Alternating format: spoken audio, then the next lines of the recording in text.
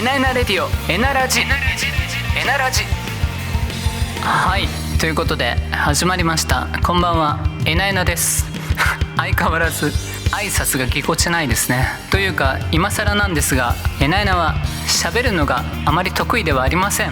聞いている方が得意なんですが、でもこのラジオみたいな形式は好きなので、そしてありがたいことにお便りもいただいているので、頑張ってご紹介しますね。最近食べて美味しかったものこれはね、リンゴですね。恋空、恋するに空と書いて恋空っていうね、リンゴがあるんですが、これがね、なんかちっちゃいんだけど可愛い見た目で美味しいリンゴなんですよ。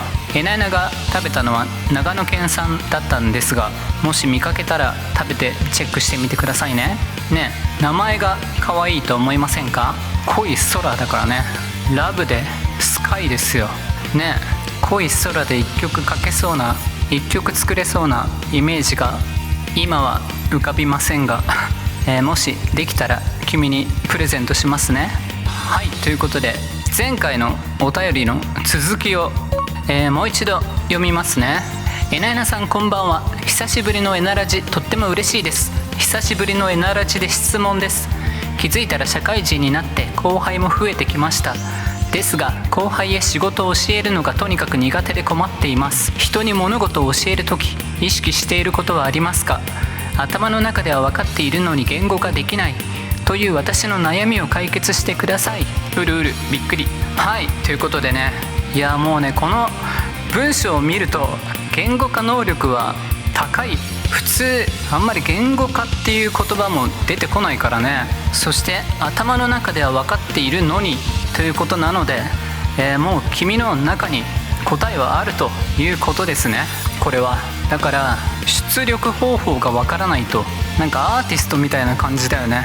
イメージはあるけどそれが言葉にはならないから絵を描きますみたいな、それが言葉にはならないから踊りで表現しますみたいな。でも君の相談文章を見ると決して言語化が苦手そうではないよね。